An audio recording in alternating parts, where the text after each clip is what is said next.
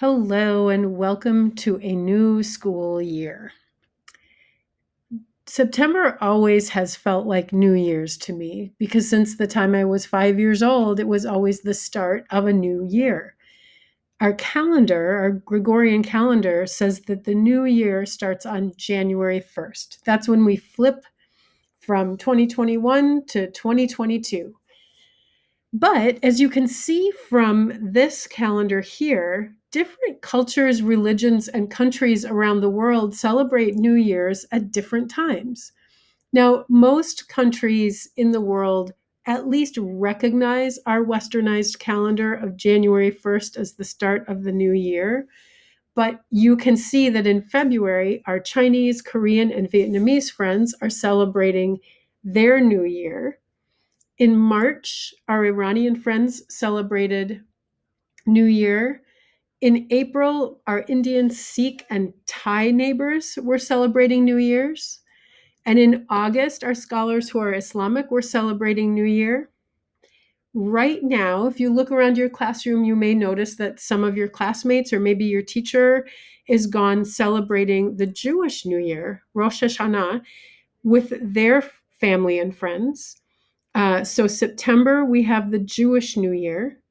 And then coming up in November, we'll have an Indian New Year, Diwali, and the Hmong New Year, we'll talk about both of those when we get to November. So you can see maybe it's based on the harvest, maybe it's based on the moon or the position of the sun in the sky, that different countries, cultures, and religions have different celebrations of New Year. And so, because today is the Jewish New Year, and because it's the start of our new year here together, it's been 2 years since we were able to gather in September all together in our building. So, we really are truly starting a new page of our community together.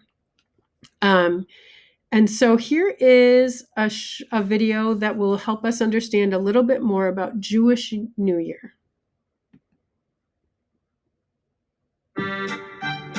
Rosh Hashanah is one of my favorite days of the whole year.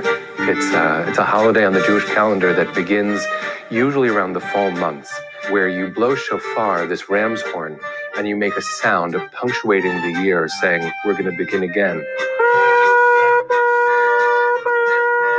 And it is full of traditions and full of family, meals, and spending time together in community. Rosh Hashanah really stands out in the Jewish calendar as a uniquely, not exclusively Jewish holiday.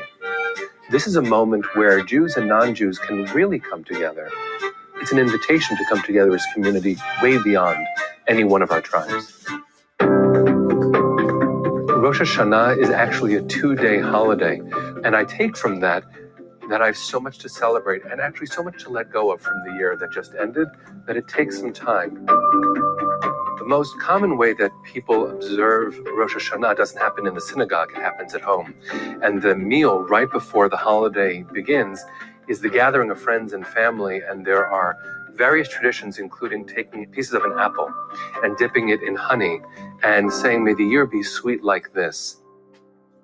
I remember as a young child, I'm actually allergic to apples. And so the tradition of dipping an apple into honey was one that I just couldn't do. And so eventually we started finding a new fruit, a fruit we'd never tried before. And so it was always exciting to find, what does the fruit look like? How do I prepare it?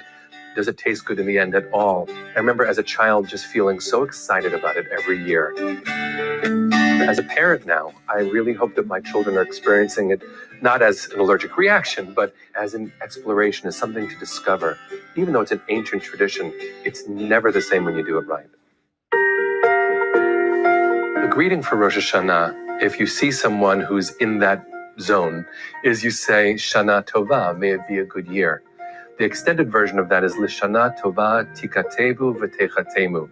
May you be written and inscribed for a good year, because one of the metaphors on Rosh Hashanah is that God has a book of life.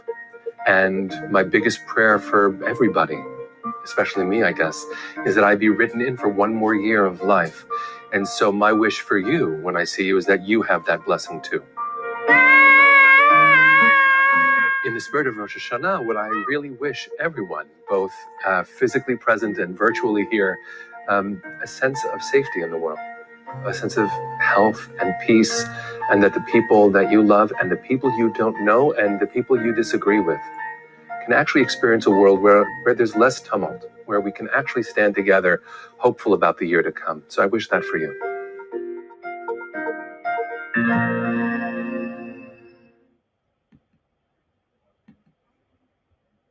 What a beautiful wish for all of us. Health and safety, but also that all of us, the people we love, the people we don't know, the people we disagree with, can find